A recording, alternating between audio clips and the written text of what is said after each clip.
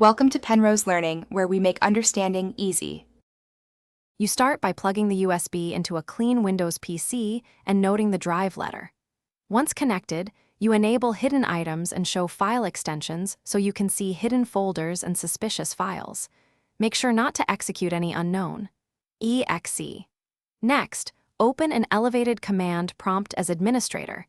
This gives you permission to remove protected files. These steps let you safely inspect the drive and prepare to remove the system volume information infection without spreading it.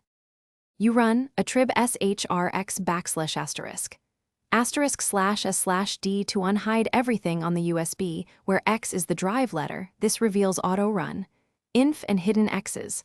Once done, delete auto run, inf and any unfamiliar. exe with del x /auto run, inf and del x /malicious.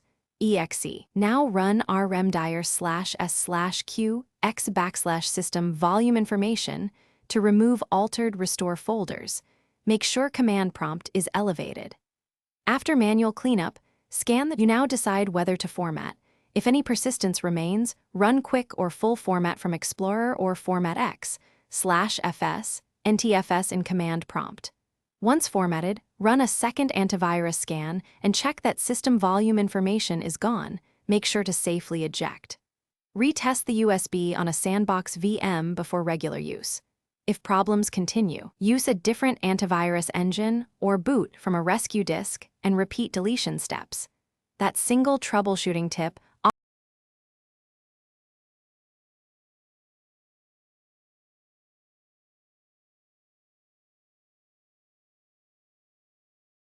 Thanks for watching. If this was helpful, leave a like and consider subscribing. See you next time.